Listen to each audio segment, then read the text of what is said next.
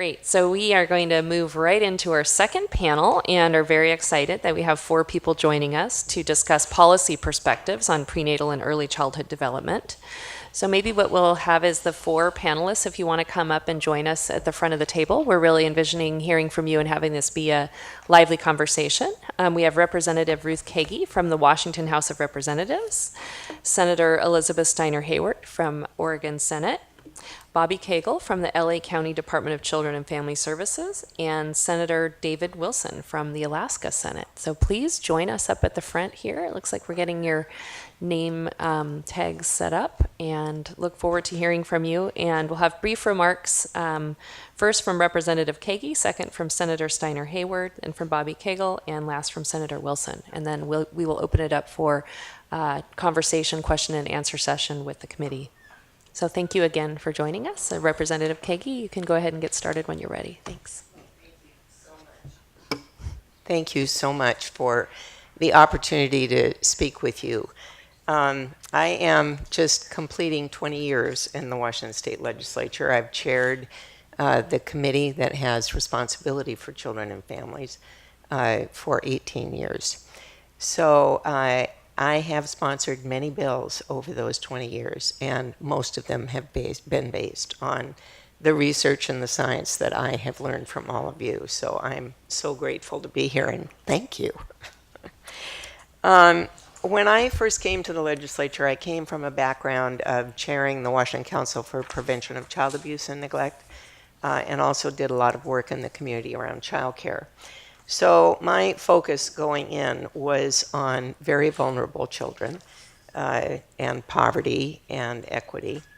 And most of my work has been focused there. I was very fortunate early on to be introduced to the National Scientific Council on the Developing Child.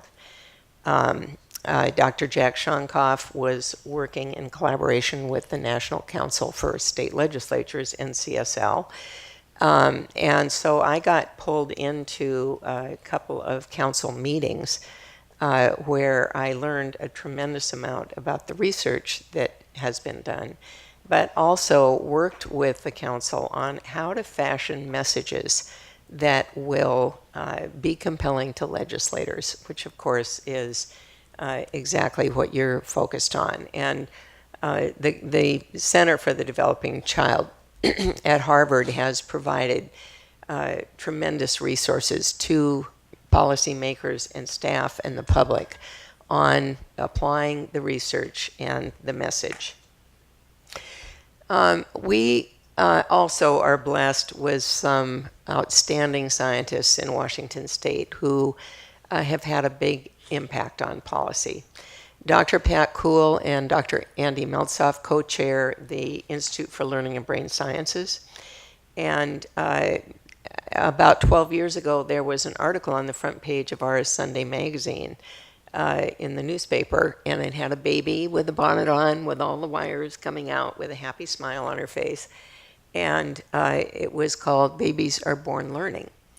And it was an article about the research they were doing on early brain development.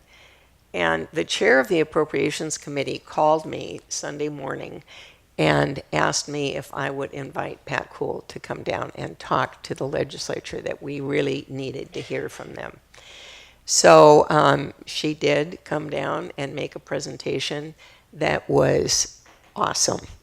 It was inspiring, informative, just totally enlightening to legislators who didn't know anything about brain science and were hooked by the connection she drew to from early brain development to success in K-12. And of course, the dollar signs in K-12 are the things that legislators really worry about, and they started drawing that connection. Fortunately, that was followed up by a symposium in Seattle that summer tied to the NCSL conference. And Pat and Andy both spoke, and Jack Shonkoff on adversity and toxic stress, Al Rolnick about the economics, the ROI, and a Tennessee senator about how this research and science had resulted in increasing the beer tax in Tennessee to fund a universal pre-K program. So the connection between the science and the policy is really made in a symposium like that. And after that symposium, the ranking member on the House Appropriations Committee, who had been a total barrier to making any progress on early childhood, she came up to me and said, "Okay, I get it, and I want to work with you," which was really a sea change. And she did work with me in the next session to create the Department of Early Learning. So we had a department who was focused on those, particularly first 5 years, the parent-child relationship, and how to support early childhood development. The thing that's magic from my perspective is how the science builds bipartisan support. And I think we all know that in the long run, it's bipartisan support that will sustain the gains we're making. So there's no arguing with the science. It's presented, it's clear, it's factual, and it builds champions for family child health, for early childhood development. And I just think the science is the most powerful tool we have for building support in legislatures and support in the public. Science came into play heavily when I sponsored a home visiting bill a few years later. And in the Senate, it ran into a huge brick wall because of the concern that conservative legislators had about people going into people's homes and telling parents how to raise their children.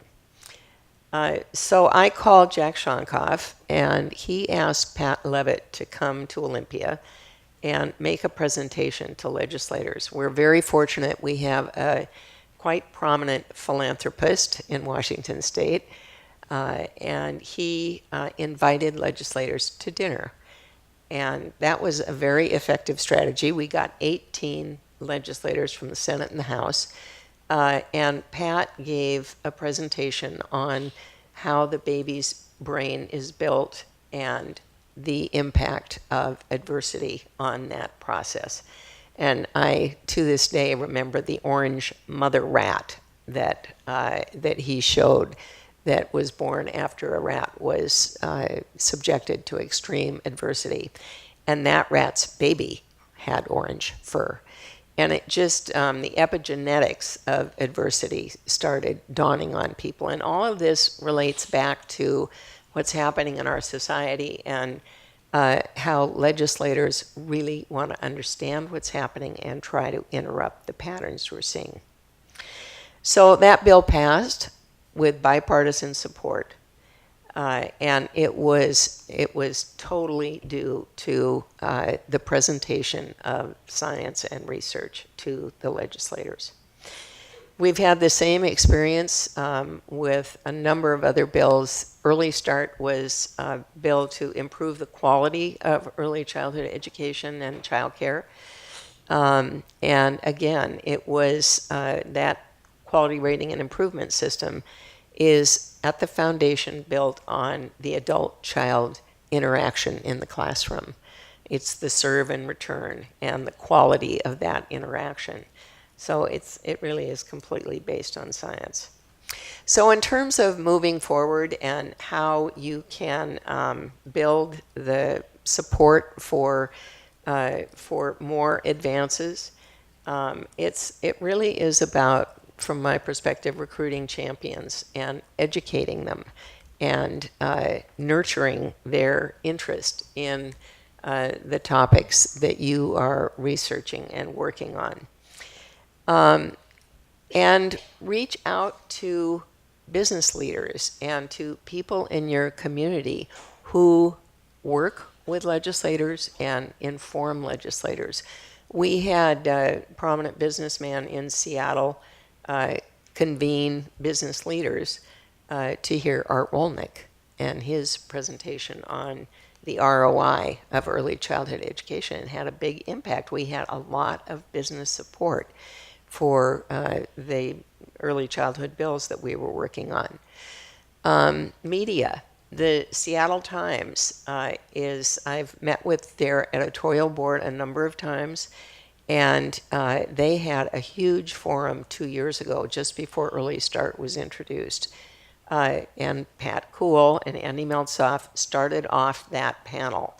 There were researchers and politicians and others, but the foundation was set by the inspiring presentation by Dr. Kuhl on the excitement of early learning, and then the discussion about the impact of adversity on that potential.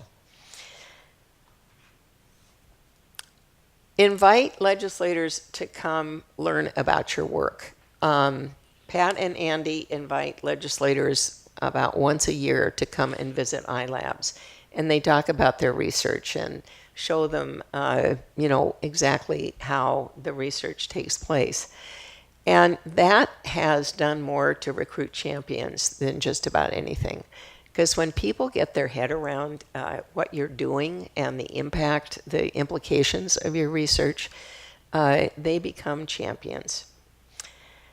One strategy that I know you are using is to put powerful, articulate researchers, scientists, doctors in front of policymakers and in front of the general public to really educate them on what's at stake here.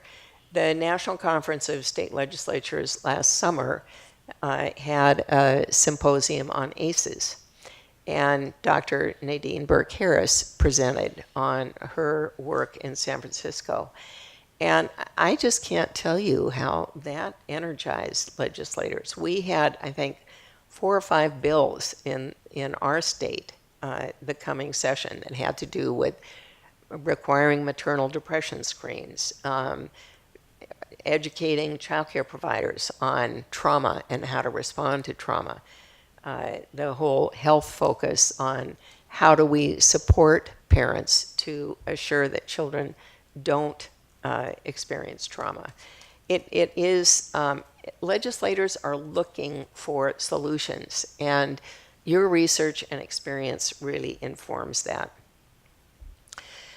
Legislators also want to hear the data that you have developed out of your research. I was talking with Myra Parker at lunch, or at breakfast, and she mentioned that she's been doing research at the University of Washington on Native American, the disparities in services for Native American youth and their outcomes. We have several people in the legislature who would be very interested in hearing about that data. But I think researchers are reluctant to reach out because of the concern about being perceived as lobbying. Providing data and research to legislators is not lobbying. It is educating, and it is essential to making progress. Finally, I'd suggest you contact your advocacy organizations. We have a rich array of child advocacy, health advocacy organizations in Washington State, and they need to hear about your research so that their advocacy is informed by the work you're doing.